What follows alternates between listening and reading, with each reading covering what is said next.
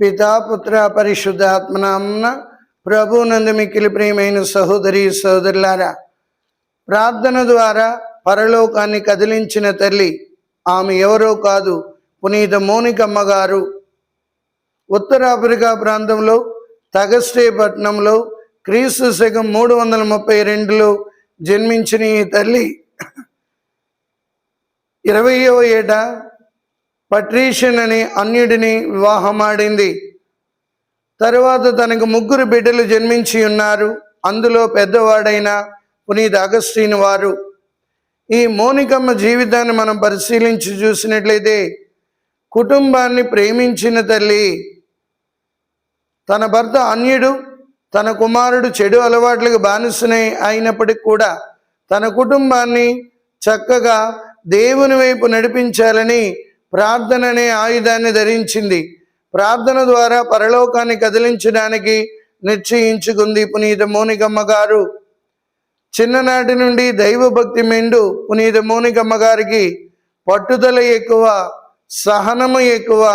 ఈ 3 సుగుణాల ద్వారా దేవుని యొక్క అనుగ్రహాలు పొందడానికి ప్రయత్నించింది. ప్రియులారా, తన భర్త అన్యుడైన భర్తలో హృదయ పరివర్తన రావాలని ప్రతిరోజు ప్రార్థించేది. ఈనాటి మన కుటుంబాలలో ఇలాంటి ప్రార్థించే తల్లులు కావాలి. ప్రియులారా, ఒక కుటుంబం పాడైపోతుంది అంటే నా భర్త అన్యుడండి అని అంటాం, కానీ వాళ్ళలో మారు మనసు రావాలని పునీత మోనికమ్మ గారిని ఆదర్శంగా తీసుకొని ప్రార్థించగలుగుతున్నామా? పునీత పౌలు తెస్సలోనిక ప్రజలకు రాసిన లేఖ 5వ అధ్యాయము 16వ వచనంలో చూసినట్లయితే సదా ప్రార్థించండి అని చెబుతున్నారు. కాబట్టి ఎవరెవరైతే ప్రార్థిస్తుంటారో, ప్రార్థన మీద వారు కుటుంబాలు కట్టుకోగలుగుతారో వాళ్ళు ఆశీర్వాదమైన ఇళ్ళలో నివసించగలుగుతారు. ప్రియులారా, అందుకొరకే ప్రతిరోజు తల్లిగా, భార్యగా, భర్తగా, కొడుకుగా, కుమారుడిగా ప్రార్థించే వాళ్ళు కావాలి. ఆ ప్రార్థన ద్వారానే అద్భుత కార్యాలను చూడగలుగుతాం. తన భర్త తనని ముక్కోపి ఆయన పెట్రీషియన్ ఎన్నో బాధలు పెడుతున్నప్పటికీ కూడా సహనముతో ఆమె భరించేది. అందుకే సామెతల గ్రంథం 31వ అధ్యాయం 10వ వచనంలో చూసినట్లయితే యోగ్యురాలైన గృహిణి ఎచ్చట దొరుకును, ఆమె పగడముల కంటే విలువైనదన్న మాట పునీత మోనికమ్మ గారి జీవితంలో మనకి స్పష్టంగా కనబడుతుంది. ప్రియులారా, కుటుంబాన్ని ప్రేమించే తల్లులు కావాలి. ఈరోజు మన కుటుంబాలు దెబ్బతింటున్నాయంటే, ఈరోజు మన కుటుంబాలు దేవునికి దూరం అవుతున్నాయంటే, ఈరోజు మన కుటుంబంలో దేవునికి ఆశీర్వాదం కోల్పోతున్నామంటే ప్రార్థించే తల్లులు ఉన్నారా? మోనికమ్మలాగా ఆమెను చూసి మనం నేర్చుకోవాలి. ఇక రెండవది, భక్తి కలిగిన ఇల్లాలు మోనికమ్మ.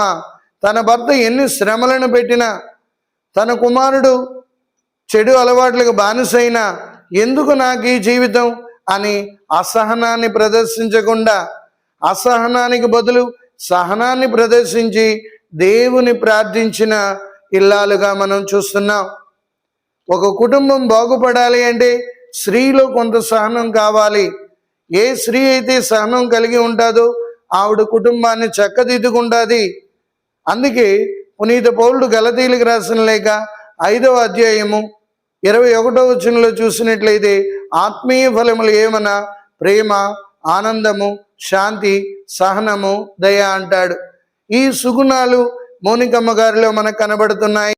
తన భర్త ద్వారా ఎన్ని ఇబ్బందులు కలుగుతున్నా, తన కొడుకు దేవునికి దూరమై చెడు అలవాట్లకు బానిసైనా ప్రార్థనను పట్టుదలతో చేసిన ఇల్లాలు. పునీత పౌలు కొలస్సీలకు రాసిన లేఖ 6వ అధ్యాయంలో చూసినట్లయితే 4వ వచనంలో ప్రార్థన పట్టుదలతో చేయుడు, ప్రార్థన చేయనప్పుడు మెలకువ కలిగి ఉండడు, ప్రార్థన చేయనప్పుడు కృతజ్ఞతాభావం కలిగి ఉండడు. ఈ 3 గుణాలు మోనికమ్మ గారిలో కనబడతాయి. ఆమెలో ఉన్న గొప్ప సహనమే ఆవిడ్ని తన భర్తలో మారు మనసు పొందేటట్లు చేసింది. ఎన్నెన్నో ఇబ్బందులు పెడుతున్నా, ఎన్నెన్నో రకాలుగా ఆవిడ్ని హింసిస్తున్నా అన్యుడైన పెట్రీషియన్లో మారు మనసు రావాలని కన్నీటితో ప్రార్థించింది. ఆ ప్రార్థనే పెట్రీషియన్ గారిని దేవుని వైపు నడిపించి దేవుని బిడ్డగా నిలబడేటట్లు చేసింది. తర్వాత ఆయన కనుమూసి ఉన్నారు. ఇక కుమారుడు ఆయన అగస్త్యని వారి కోసం కన్నీటితో 18 సంవత్సరాలు ఎడతెగకుండా ప్రార్థన చేసింది. ప్రియులారా, ఈరోజు ఒకరోజు ప్రార్థన చేస్తాం, ఒక నెల చేద్దాం, 2 నెలలు చేద్దాం, తర్వాత నాకేమీ అద్భుతం జరగలేదని నిరాశ నిస్పృహల్లోకి వెళ్ళిపోతుంటాం. అది దేవునికి ఇష్టం లేదు. అందుకే పట్టుదలతో చేయుడు అన్నాడు. ఇది మోనికమ్మ గారి నుండి నేర్చుకోవాలి. తన కుమారుడు రాసిన కన్ఫెషన్ అనే బుక్లో అంటాడు, నా తల్లి చేసిన కన్నీటి ప్రార్థనతో నా పాపాలన్నీ కడగబడ్డాయి అంటాడు. అవును ప్రియులారా, ఇదే మనం నేర్చుకోవాలి. ప్రతి తల్లి కూడా మోనికమ్మలాగా ప్రేమను కలిగి కుటుంబాన్ని చక్కదిద్దాలి, దైవభక్తి కలిగి కుటుంబాన్ని చక్కదిద్దాలి, సహనము కలిగి కుటుంబాన్ని చక్కదిద్దాలి. దేవుని నిరంతరం ప్రార్థించే ప్రార్థనా యోధులుగా, ప్రార్థనా పరులుగా ఉండి కుటుంబాన్ని కాపాడుకోవాలి. ప్రార్థన అనే ఇల్లు కట్టాలి, అందులో విశ్వాసం అనే బిడ్డలు ఉండాలి, ఆశీర్వాదం అనే జల్లులు ఆ ఇంటిపై కురియాలి అంటే మోనికమ్మ నుండి మనం నేర్చుకోవాలి. కావున ప్రియులారా, మనమందరం కూడా ఈనాడు మోనికమ్మ గారి పండుగను కొనియాడుతున్న మనం ఆమె నుండి ఈ సుగుణాలు నేర్చుకుందాం. మన కుటుంబాలను ఆశీర్వాదపు కుటుంబాలుగా మార్చుకుందాం. ప్రార్థనా పరులుగా తయారవుదాం. విశ్వాసం అనే ఇల్లు కట్టుకుందాం. దేవునికి ఇష్టమైన బిడ్డలుగా మారిపోదాం. పితా పుత్ర పవిత్ర ఆత్మనామమున ప్రభు మిమ్మందరినీ ఆశీర్వదించి కాచి కాపాడునుగాక. ఆమేన్.